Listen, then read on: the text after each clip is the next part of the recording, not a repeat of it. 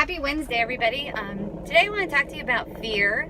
As being a valiant woman of Christ, we need to be bold and bravely overcome life's difficulties, and we have to do that through not being fearful. So, fear can do so much to us. Fear can actually cause us to not want to move forward in life. Fear can paralyze us. It can even cause us to not want to live. I'm going to share a personal story with you on something I battled with in regards to fear, and then from there we can talk a little bit more about how to overcome fear. So my battle with fear was back when I had my third child. I have four now, and it was one evening after a cookout. I laid down on the couch and I felt like my heart was jumping out, and then I started hyperventilating, and that led into me going to the emergency room, then get me prescriptions saying that you're just stressed out and you need antidepressants, which led me into having more panic attacks throughout the year and being put on different types of medications, which just really messed with me. The enemy, he likes to attack us through our thought process, and one way to do that is definitely through fear and anxiety and depression and just putting different thoughts into our minds. And so with him, he knew that I was raised, my mom was always sick.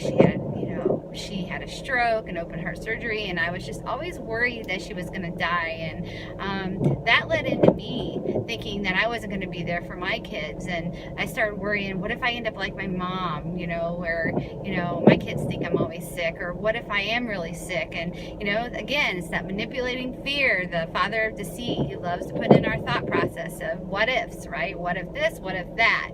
So that led me into always having these panic attacks. And I was actually diagnosed with postpartum hypochondria. And no, it was not where that you have the postpartum and you're thinking negative thoughts of wanting to hurt your kids or anything like that. It was just that it happened, and they call it postpartum hypochondria. And I was to the point where I was so fearful of everything that had to do with my health that if I had a bruise on my leg, I thought, what if that's a blood clot?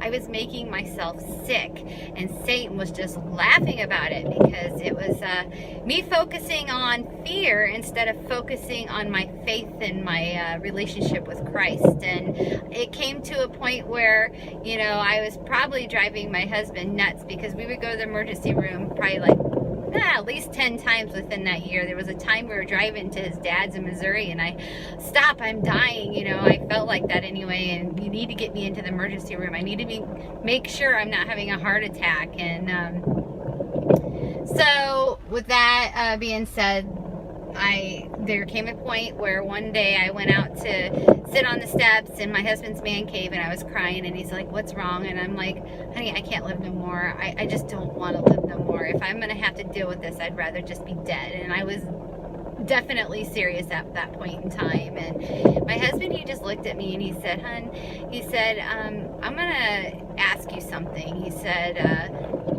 how is your relationship with Christ lately? I don't ever hear you talk about him. I don't hear you talk about praying. All you focus on, all your thoughts are focused on being sick, and you're making yourself sicker. So that's the power of our minds, and our thought processes. It can definitely cause us to choose actions that are unhealthy for us, and it can make us sick.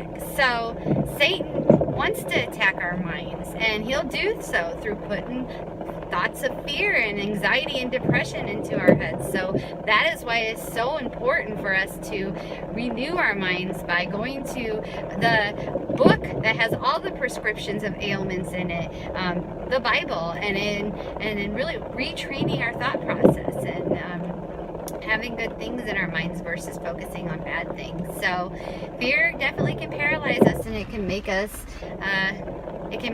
not want to live. So yeah, from that point on, I started focusing again on my relationship with Christ and focusing up instead of focusing on fear. And I encourage you, if you are afraid, or if you're fearful, you're anxious, you're depressed, any ailment, you can just turn to specific verses in the Bible and start really meditating on those and really changing your thought process. Because if you want to be a valiant woman and confident and bold and bravely overcome life's difficulties, you need to really start renewing your mind, and you do so by focusing on truth, God's truth. So with that, I did want to leave you with one verse that I don't have memorized, so but I want to read it to you. It's Isaiah 41:10, and it states, "So do not fear."